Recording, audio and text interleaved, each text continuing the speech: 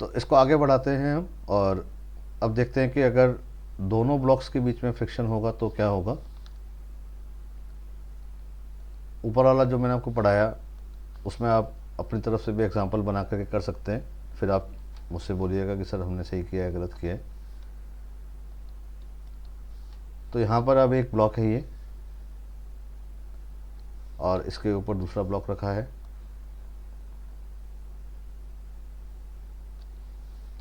Surface पे रखे हैं ये।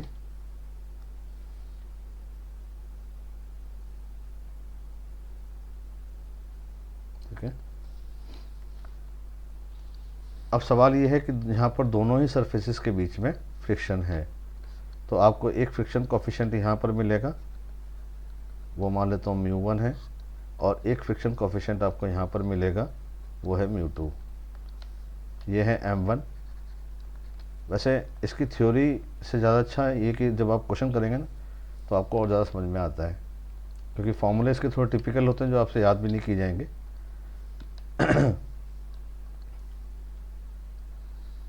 अब हमने यहाँ पर फोर्स लगा दिया। किस पर लगाया फोर्स? हमने नीचे वाले ब्लॉक पर। तो force F is applied on the lower block.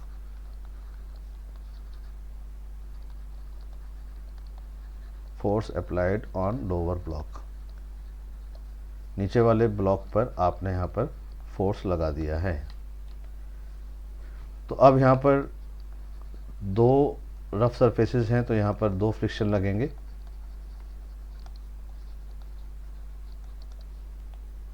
और देखा जाए तो ये दोनों फ्रिक्शन किसको झेलने पड़ेंगे? m1 को। m2 पर तो केवल एक ही फ्रिक्शन लगेगा।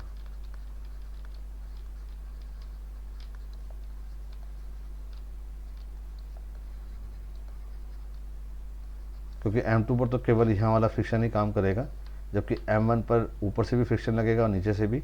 नीचे से यहाँ से फ्रिक्शन लगेगा और ऊपर से यहाँ से फ्रिक्शन लगेगा। ठीक है ना। जैसा कि मैंने आपको बताया कि m2 क्यों मूव करेगा, तो आपको पता है कि m2 मूव फ्रिक्शन की वजह से ही करेगा। फ्रिक्शन की वजह से ही ये चिपके रहेंगे, फ्रिक्शन नहीं होगा तो नहीं चिपके पाएंगे। तो इसका मतलब m2 moves due to friction.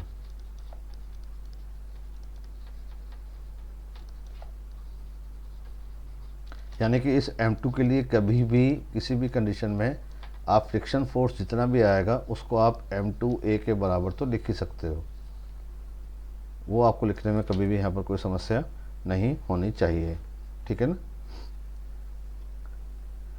और दूसरी बात ये कि इस पर मैक्सिमम कितना फ्रिक्शन लगेगा? किस पर? m2 पर मैक्सिमम कितना फ्रिक्शन लग सकता है?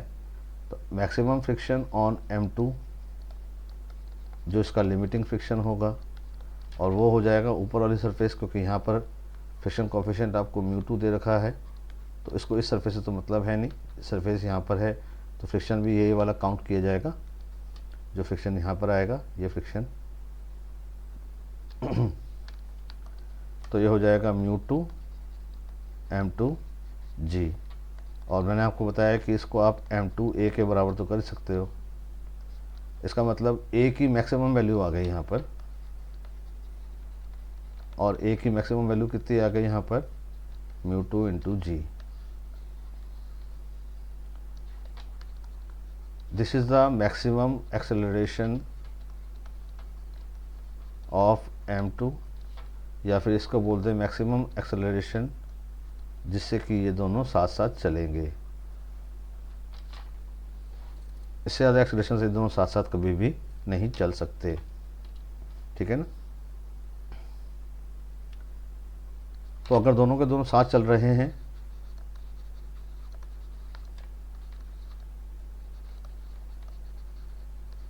तो इसका मतलब उस समय a की जो वैल्यू आएगी वो किसके बराबर आएगी? μ2 इंटू जी। अब जरा m1 को देखें हम, ताकि फोर्स की वैल्यू पता लगा लें। तो m1 पर इस डायरेक्शन में कितना फोर्स लगाया है आपने? F। इधर कितना फोर्स लग रहा होगा? मैक्सिमम फ्रिक्शन की बात करें अगर हम, तो वो लग रहा होगा μ1। ठीक है ना। और n नॉर्मल आएगा, नॉर्मल की जगह यहाँ जाएगा यहाँ पर m1 प्लस m2, क्योंकि इसके ऊपर m2 भी रखा है, इंटू जी। और एक फ्रिक्शन यहाँ लगेगा, और वो हो जाएगा म्यू टू m2g, और इसका एक्सेलरेशन आएगा इस तरफ। तो क्या लिखोगे आप इसके लिए? आप लिखोगे कि सर f में से μ1 m1 प्लस m2 इंटू जी माइनस μ2 m2g बराबर m1 इंटू ए।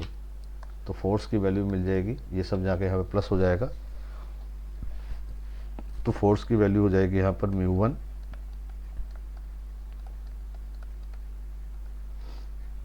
m1 प्लस m2 इंटू जी, ये उधर जाके प्लस बन जाएगा, और ये हो जाएगा μ2 m2g प्लस m1a। अब a की वैल्यू आप लाके यहाँ रखें,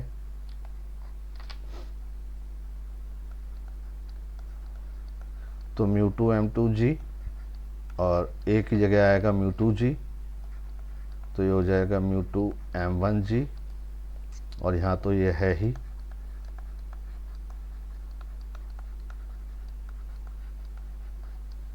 वैसे ये अगर फॉर्मूला आप याद कर लोगे तो इससे ऊपर वाला भी सॉल्व हो जाएगा, यानी कि मैक्सिमम फोर्स जो आपको मिलेगा यहाँ पर वो होगा μ1 plus μ2 into m1 plus m2 into g. This is the maximum force जिससे कि ये दोनों साथ चलेंगे। और मैक्सिमम एक्सेलरेशन कितना आया था? मैक्सिमम एक्सेलरेशन आया था ये μ2 m1 μ2 इंटू जी, ये आया था ना मैक्सिमम एक्सेलरेशन, ये मैक्सिमम एक्सेलरेशन μ2 इंटू जी। अब क्वेश्चन कैसे सामने आएगा तुम्हारे और तुम्हें कैसे सॉल्व करना है वो ज़रा देखते हैं यहाँ पर कि तुम्हारी अप्रोच क्या होनी चाहिए। जब दोनों सरफेसेस पर फ्रिक्शन होगा तो हमारी क्या अप्रोच रहेगी। तो इस तरह का क्वेश्चन आपके सामने आएगा।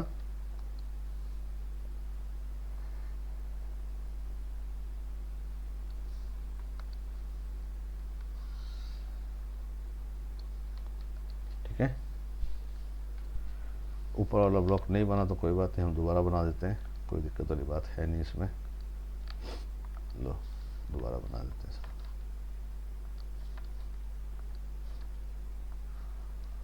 ये आ गया, ठीक है। अब डेटा के साथ में इस क्वेश्चन को करते हैं तो आपको और समझ में आ जाएगा। मान लीजिए, चलिए इसको ले लेता हूँ 10 किलोग्राम,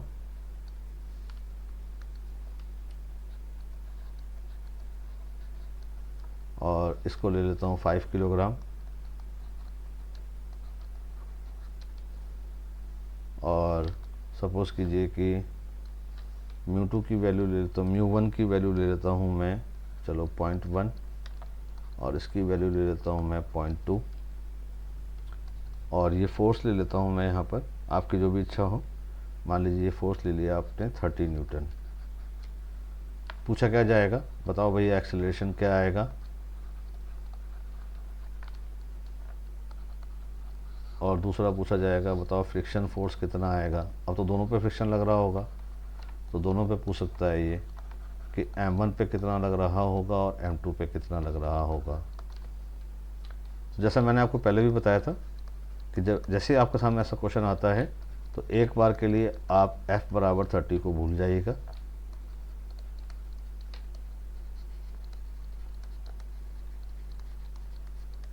आप सबसे पहले क्या करेंगे, मैक्सिमम फोर्स पता लगाएंगे टुगेदर, साथ चलने का।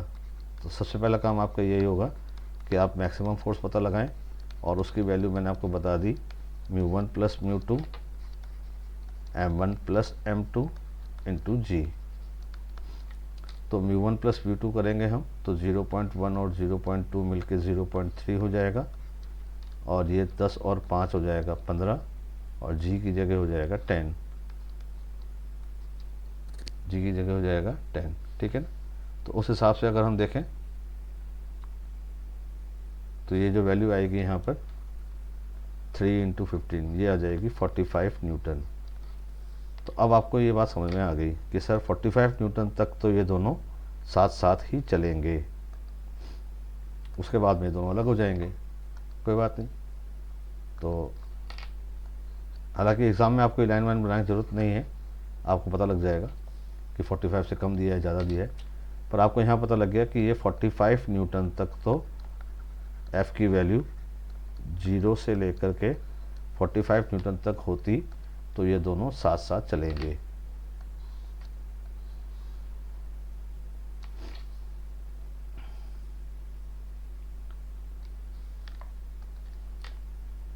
तो ये साथ साथ चलने की कंडीशन आ गई है आपके पास में, और इसके बाद में ये अलग हो जाएंगे। अब आप क्वेश्चन को पढ़ना शुरू करेंगे। तो आपको यहाँ पर फोर्स कितना दिया है 30, जो 45 से कम है। तो एक बात बिल्कुल क्लियर हो गई कि यहाँ पर गिवन कितना है, F बराबर 30 न्यूटन आपको दे रखा है। तो आपने तुरंत अंदाज़ा लगा लिया कि इसका मतलब ये दोनों साथ चलेंगे। दोनों साथ चलेंगे तो फिर दोनों को एक ही ब्लॉक मान लो, एक ब्लॉक मान लिया, एक ब्लॉक मान लिया तो उनका मास कितना हो गया 15, साथ चल रहे हैं ये। इधर की तरफ आपने कितना फोर्स लगाया है 30 न्यूटन, पर मेरे भैया यहाँ तो फ्रिक्शन लगेगा ही लगेगा ना, क्योंकि दोनों मिल करके एक ब्लॉक बन गए, दोनों साथ चल रहे हैं, लेकिन यहाँ तो फ्रिक्शन लगेगा ही लगेगा है ना। और दोनों मूव कर रहे हैं तो फ्रिक्शन कितना लगेगा यहाँ पर μ1 m1 plus m2 into g. तो μ1 की वैल्यू है यहाँ पर 0.1 और ये हो गया 15 और जी की जगह 10, तो ये कितना आ गया 15 न्यूटन आ गया। तो 15 न्यूटन फ्रिक्शन लग रहा होगा, तो एक्सेलरेशन आ जाएगा 30 माइनस 15 और डिवाइडेड बाय मास 15, तो 1 मीटर पर सेकंड स्क्वायर एक्सेलरेशन आ जाएगा। किसका, दोनों का। अब फ्रिक्शन की बात करी हमने कि m1 पे कितना फ्रिक्शन लगेगा, m2 पे कितना फ्रिक्शन लगेगा। तो m2 जो मास है, ऊपर वाला जो मास है, उसको तो मूव ही फ्रिक्शन करवाएगा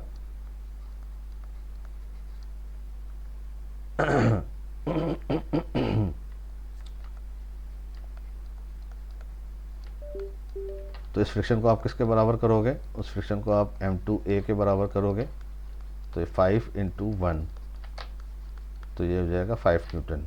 अब रही बात किसकी, 10 किलोग्राम वाले मास की।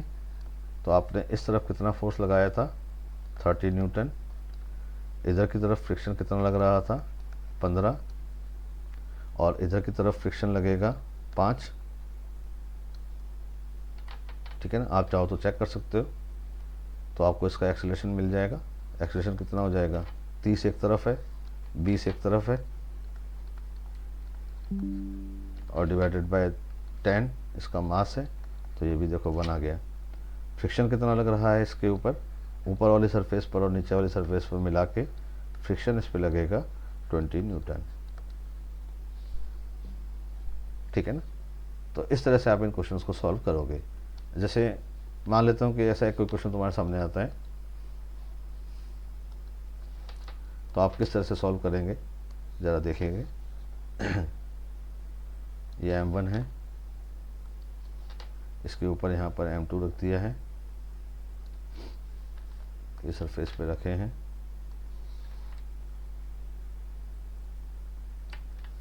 ठीक है।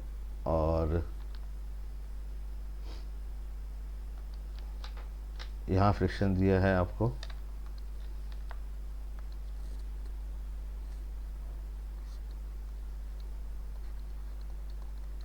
0.2, यहाँ फ्रिक्शन दिया है आपको 0.3। मासेस ले लेता हूँ मैं, इसका मास है चलो 10 किलोग्राम और इसका मास है 5 किलोग्राम, और आपने यहाँ पर फोर्स लगाया है 10 न्यूटन का।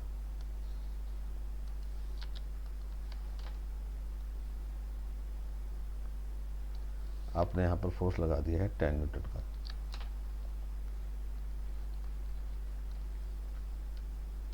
तो बताओ दोनों का एक्सेलरेशन कितना आएगा।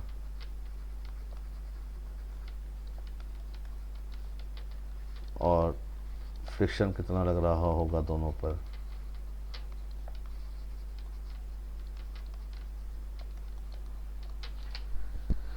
ऐसा क्वेश्चन आपके सामने आ गया। तो पहले जो थोड़ी देर के लिए तो हम इस स्टैंड को भूल जाएंगे। तो पहले तो हम मैक्सिमम फोर्स पता लगा लेते हैं, जो है μ1 प्लस μ2 m1 प्लस m2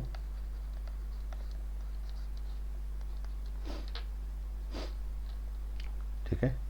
तो μ1 प्लस μ2 तो हो जाएगा 0.5, ये हो जाएगा 15 और g हो जाएगा 10, तो ये आ जाएगा 75 न्यूटन तक साथ चलेंगे। आपने कितना लगाया है 10 न्यूटन।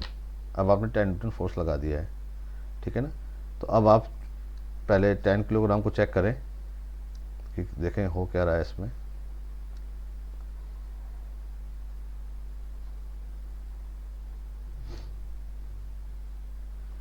यहाँ पर आपने 10 न्यूटन का फोर्स लगाया है, जबकि इधर जो फ्रिक्शन लगेगा, क्योंकि ऊपर वाला मास भी तो काउंट होगा यहाँ पर नॉर्मल में, तो ये हो जाएगा μ1 m1 प्लस m2 इंटू जी। आप देख लीजिए नीचे वाले सरफेस पर हमने फ्रिक्शन ये लगाया था, ये देख लीजिए जब हम इसको डेरिवेशन कर रहे थे, ये देखिए नीचे वाली सरफेस पर फ्रिक्शन ये लगा था। तो नीचे वाली सरफेस पर ये फ्रिक्शन लगेगा, वो हो जाएगा कितना हो जाएगा, वो हो जाएगा 0.2, 10 और 5 15 इंटू 10, तो ये हो जाएगा 30 न्यूटन। तो मेरे भाई यहाँ तो अप्लाइड फोर्स तो इस फ्रिक्शन से भी कम है।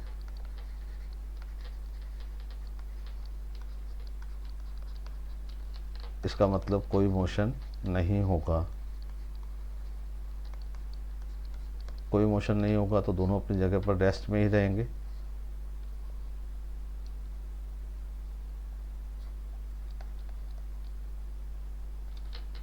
तो यहाँ पर कितना फ्रिक्शन लग रहा होगा, यहाँ पर फ्रिक्शन लग रहा होगा अप्लाइड फोर्स के बराबर, है ना। तो कोई जब कोई मोशन नहीं होता तो इसका मतलब उस केस में फ्रिक्शन फोर्स जो होता है वो अप्लाइड फोर्स के बराबर ही होता है।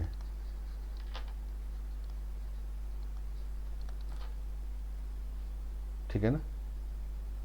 तो नीचे वाली सरफेस से आगे मूव ही नहीं करेगा। ऊपर वाले पर आप फोर्स लगाते तो ऊपर वाला मूव करता, तो ये तो मूव ही नहीं कर रहा, तो इसमें मोशन की टेंडेंसी ही नहीं है। तो इसमें जब मोशन की टेंडेंसी है ही नहीं तो फिर ऊपर वाले पर फिर कोई फ्रिक्शन नहीं लगेगा। तो no tendency of motion in m1, m1 में मोशन की टेंडेंसी नहीं है। इसका मतलब कोई रिलेटिव मोशन नहीं होगा m1 और m2 के बीच में।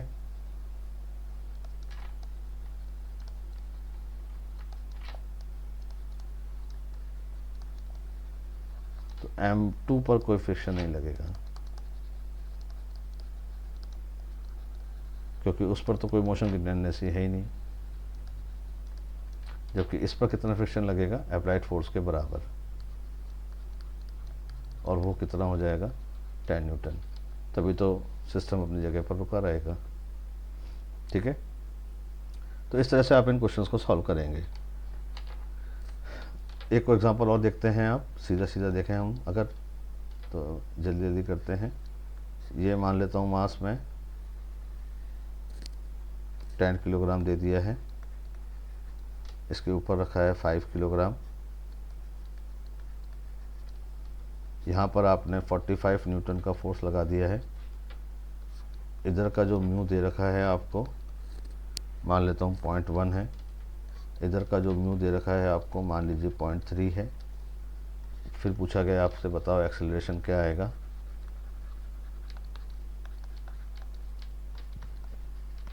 फ्रिक्शन क्या आएगा दोनों पर। जैसा मैंने आपको बताया क्वेश्चन सामने आते ही आपने सबसे पहले चेक किया maximum force μ1 plus μ2 m1 plus m2 into g 0.4 15 into 10, तो ये आ जाएगा 60 न्यूटन। आप वाला फोर्स तो कम ही है, तो दोनों साथ साथ में रहेंगे। अब साथ साथ में रहेंगे तो अब देखते हैं मोशन होगा कि नहीं होगा। पहले तो ये भी चेक कर लेते हैं, हो सकता है ज़मीन, क्योंकि फ्रिक्शन नीचे भी तो है ना। तो यहाँ पर ये कितना रखा था 10, ये कितना रखा था 5, यहाँ पर आपने फोर्स लगा दिया है 45 न्यूटन।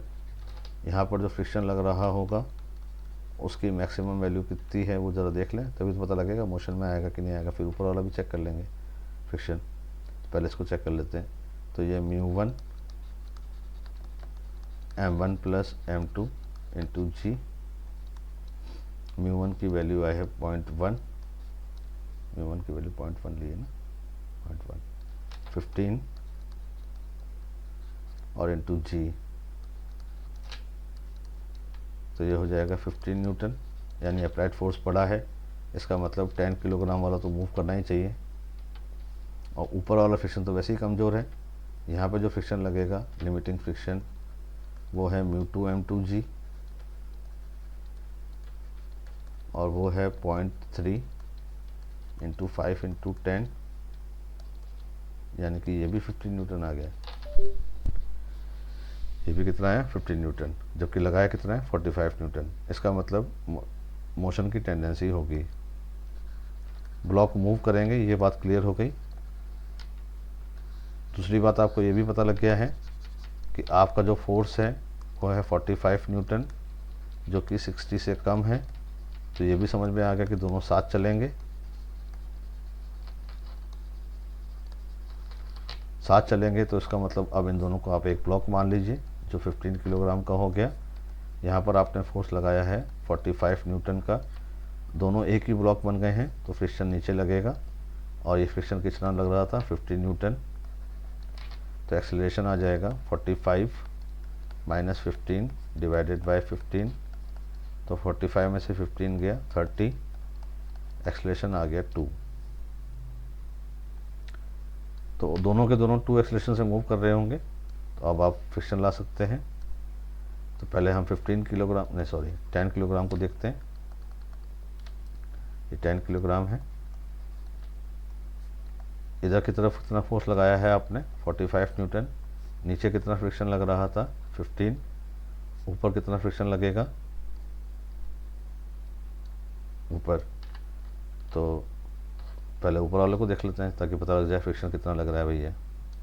तो ऊपर वाला कितना था 5 किलोग्राम था, और इसका जो भी फ्रिक्शन होगा वही तो इसमें मोशन लाएगा 5, और ये हो गया एक्सेलरेशन 2, 5 इंटू 2, तो कितना आया 10, लिमिटिंग से कम लग रहा होगा तो 10 लग रहा है यहाँ पर। ठीक है, इसका चाहो तो आप एक्सेलरेशन चेक कर सकते हो आप। एक तरफ लगा है 45, दूसरी तरफ लगा है 10 और 15, 25 डिवाइडेड बाय 10, 20/10 आ गया ना, देखो 2। तो फ्रिक्शन आ गया आपके पास में। फ्रिक्शन की अगर हम यहाँ बात कर रहे हैं किस पर कितना फ्रिक्शन लगा, तो m1 पर कितना फ्रिक्शन लगा सब मिला करके 25 न्यूटन का, और m2 पर कितना फ्रिक्शन लगा यहाँ पर 10 न्यूटन का, जो लिमिटिंग फ्रिक्शन से कम है। इसी तरह से इसी क्वेश्चन में हमने जो मैक्सिमम फोर्स पता लगाया था वो 45 न्यूटन था ना, कितना था मैक्सिमम फोर्स, कितना आया था यहाँ पर 60 न्यूटन आया था। तो 60 का ही फोर्स अगर आप लगाते यहाँ पर तो क्या होता देखो आप,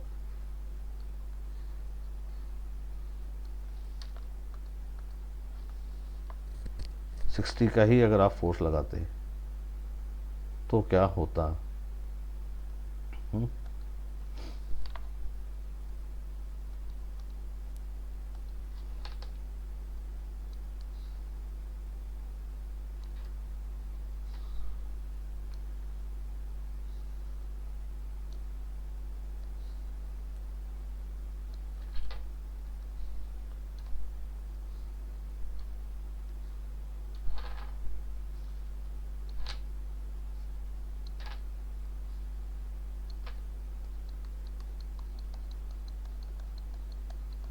ठीक है, चलो 60 का लगा देते हैं फोर्स।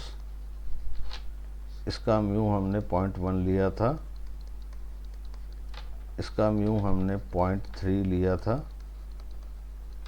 ये वाला मास हमने 5 किलोग्राम और ये वाला मास हमने 10 किलोग्राम। तो मैक्सिमम फोर्स भी 60 ही आया था और गिवन भी यहाँ पर 60 ही है। इसका मतलब दोनों साथ चल रहे होंगे, तो एक्सेलरेशन आ जाएगा फोर्स 60, दोनों साथ चल रहे होंगे तो दोनों मिलकर के 15 किलोग्राम बन गए। 60 का आपने यहाँ पर फोर्स लगा दिया, फ्रिक्शन तो अब नीचे की सरफेस पे लगेगा क्योंकि दोनों मिलकर के एक ब्लॉक बन गए हैं। और नीचे जो फ्रिक्शन आता है मैंने आपको बताया, बार बार बता दिया, वो आएगा μ1 into m1 plus m2 into जी। 0.1 15 10, तो ये कितना आया 15 न्यूटन आया। तो एक्सेलरेशन हो जाएगा 60 माइनस 15 बाय 15, तो 3 मीटर पर सेकेंड स्क्वायर आ गया। अब ये जो एक्सेलरेशन आया है ना मैक्सिमम, तो आप देखोगे कि ऊपर वाला जो ब्लॉक है इसकी लिमिटिंग फ्रिक्शन के बराबर होगा ये, क्योंकि मैक्सिमम केस आ गया। आप चाहो तो चेक भी कर सकते हो। तो इसका एक्सेलरेशन कितना है हमारे हिसाब से, हमारे हिसाब से इसका एक्सेलरेशन है 3। तो उस हिसाब से इस पर कितना फोर्स लग रहा है, MA 5 इंटू 3, और वो हो गया 50 न्यूटन। इसका लिमिटिंग फ्रिक्शन अगर आप चेक करोगे तो वो हो जाएगा μ2 m2g। μ2 कितना है 0.3 इंटू 5 इंटू 10, तो ये भी देखो कितना आ गया 15। और इसी तरह से आप नीचे वाले पर भी फ्रिक्शन ला सकते हैं, ठीक है ना। तो इस तरह से ये क्वेश्चन सॉल्व किए जाते हैं। तो इन दोनों केसेस पे आप इसको वीडियोस को बार बार ध्यान से देखिएगा, क्योंकि इस बार चांसेस मुझे ऐसा लग रहा है क्योंकि नीट का पेपर अच्छा आएगा, क्योंकि NTA नहीं बना रहा है पेपर, तो हम किसी भी तरह की कोई लापरवाही ना बरतें और ये सब हम ज़रूर पढ़ करके जाएं। जितना हम पढ़ सकते हैं उतना हम ज़रूर पढ़ कर जाएं, ठीक है। अच्छा, अगर ये फोर्स 60 को बढ़ा करके मैं 75 न्यूटन कर दूं तो क्या होगा, कॉपी कर लेते हैं यहाँ से यार, बार बार कितना बनाएंगे। चलो कॉपी करते हैं।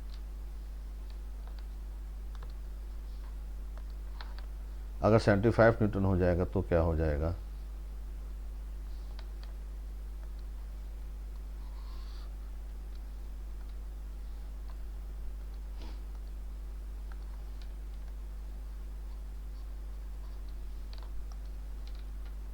ये 75 न्यूटन है।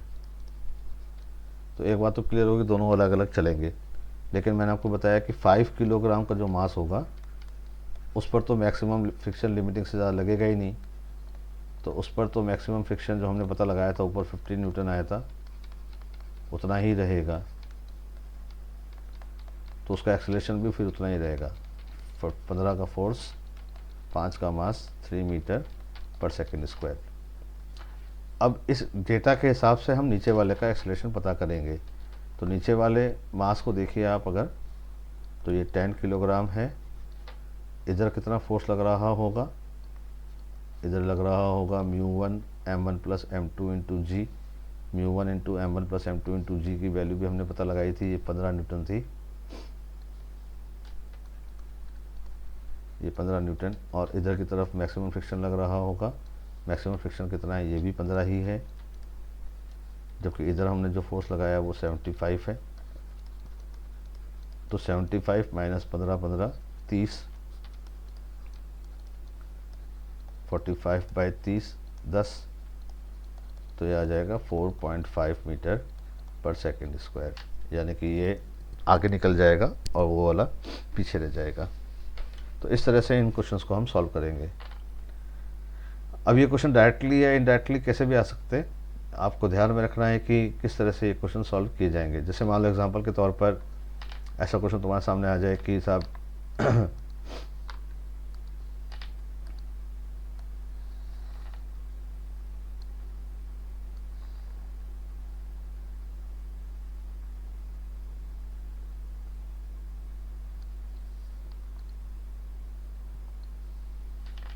मान लो वो कहता है कि ऐसा एक ट्रक है,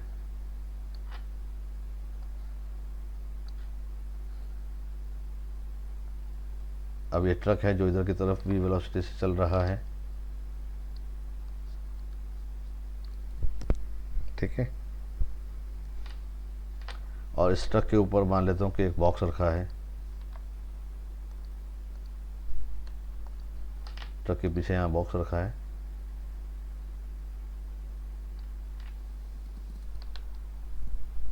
और इस ट्रक का आपको एक्सेलरेशन दे रखा है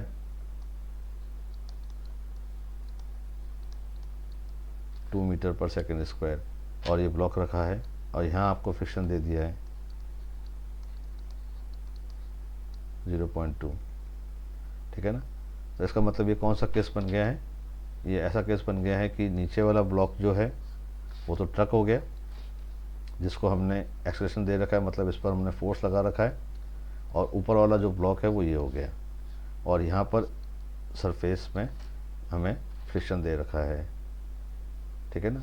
अब आपसे बोलेगा कि बताओ कि कितना एक्सेलरेशन तक रहे कि ये इस पर टिका रहेगा, या ये आगे चला जाएगा, या ये पीछे चला जाएगा। मास ऑफ ट्रक दे रखा है आपको, मास ऑफ ट्रक 1000 किलोग्राम, और ब्लॉक का जो मास दे रखा है वो दे रखा है 200 किलोग्राम। अब आपसे बोलता है कि find out the friction on the block, इस ब्लॉक पर कितना फ्रिक्शन लग रहा होगा। तो आप जब सॉल्व करेंगे तो आपको दिख रहा है कि दोनों साथ चल रहे हैं, क्योंकि ट्रक में रखा है वो तो ट्रक के साथ ही चल रहा है, दोनों साथ चल रहे हैं। इसका मतलब ये हुआ कि एक्सेलरेशन दोनों का सेम रहेगा,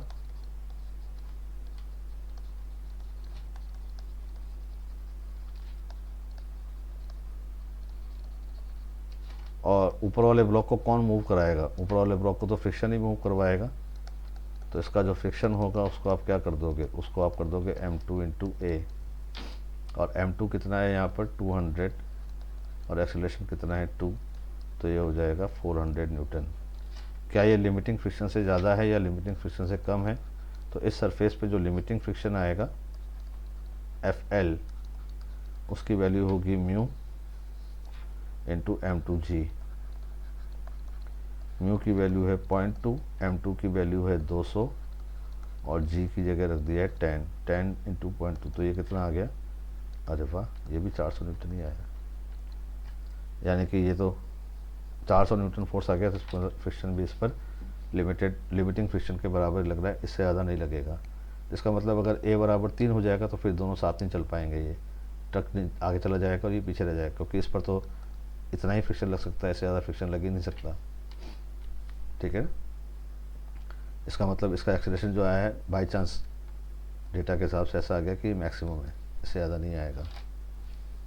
तो इस तरह के क्वेश्चंस आपके सामने आएंगे, तो वीडियो को आप बार बार ध्यान से देखिएगा और ज़रूर करके देखिएगा इन क्वेश्चंस को, और कोई प्रॉब्लम आती है तो फिर मुझसे पूछिएगा, तो मैं आपको दोबारा समझाऊंगा। तो इन दोनों केसेस को जो मैंने आपको बताए हैं इनको आप ध्यान से पढ़िएगा, ठीक है।